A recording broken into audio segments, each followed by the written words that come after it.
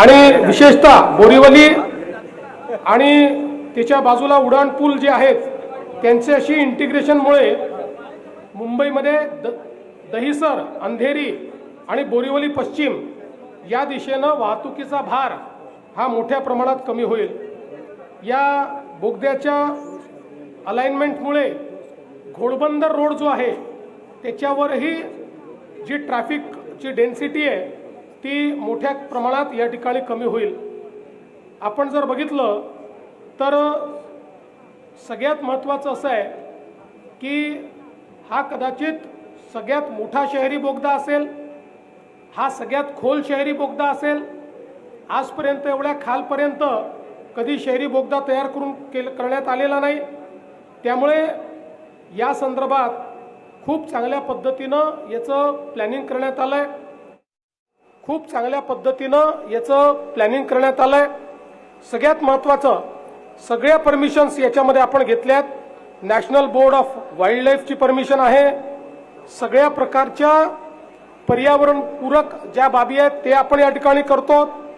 आणि विशेषतः संजय गांधी नॅशनल पार्कमध्ये संपूर्ण बोगदा जमिनी खालून जात असल्यामुळे त्याच्या जैवविविधतेवर कुठलाच परिणाम या बोगद्याच्या माध्यमातून होणार नाही। तरीही असा निर्णय करण्यात आलेला आहे की या बोगद्यांना ग्रीन बोगदे हे आपण करतो म्हणून 11,000 वृक्ष जरी त्या ठिकाणी खालून चाललो असलो आणि वृक्ष कटिंग नसलं तरी 11,000 वृक्ष लावण्याचा देखील संकल्प करण्यात आलेला आहे। एकूणच मी असं म्हणेन की हा एक इंजिनिअरिंग मार्वल आहे, हा देशातलं एक अत्यंत महत्त्वाचं इन्फ्रास्ट्रक्चरचं काम आहे आणि ठाणे आणि मुंबईला जोडून कंजेशन समाप्त करण्याकरता हे एक अत्यंत महत्त्वाचं काम होतंय। आपल्याला कल्पना आहे मोठ्या प्रमाणात बोगद्यांच्या माध्यमातून मुंबईला डिकंजेस्ट करण्याचा प्रयत्न आपण करतोय। ऑरेंज गेटच्या बोगद्याचं काम आपण ऑलरेडी सुरू केलेलं आहे, त्याच्यामुळे ईस्टर्न फ्रीवे हा पूर्णपणे डिकंजेस्ट होईल।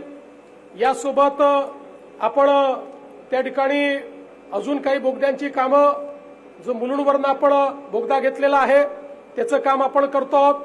यासोबत पुढच्या काळामध्ये बांद्रा सीलिंग पासनं बीकेसी पर्यंत देखील बोगदा आपण नेणार आहोत।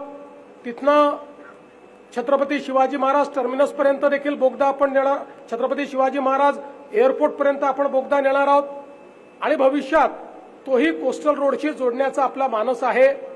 या सगळ्या इंटिग्रेशनमुळे एक प्रकारे मुलुंड गोरेगावचा बोगदा असेल, ही सगळी जी काही ईस्ट वेस्ट कनेक्टिव्हिटी आहे म्हणजे एकीकडे नॉर्थ साऊथ करता कोस्टल रोड आणि ईस्ट वेस्ट करता बोगद्यांचं जाळं अशा पद्धतीनं संपूर्ण मुंबईला इंटिग्रेट करण्याचा प्रयत्न, एमएमआर रिजनला इंटिग्रेट करण्याचा प्रयत्न आपण करतो आहोत।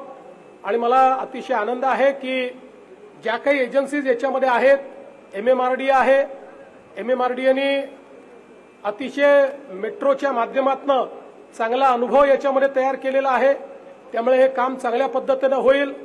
मेगा इंजिनिअरिंग अतिशय एक्सपिरियन्स कंपनी आहे, त्यामुळे चांगलं काम होईल।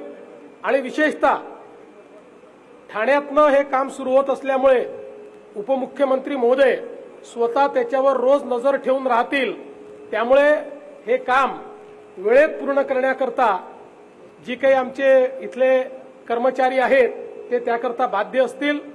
मी सर्व या कामावर काम करणारे जेवढे इंजिनियर्स आहेत आणि जेवढे मजूर आहेत त्या सगळ्यांचं अभिनंदन करतो, त्यांचे आभार मानतो आणि त्यांनी वेळेत आणि पूर्ण सुरक्षितपणे स्वतः सेफ राहून आणि लोकांना सेफ ठेवून हे काम पूर्ण करावं आणि एक मोठी भेट ही ठाणे आणि मुंबईकरांना द्यावी अशा पद्धतीची विनंती करतो।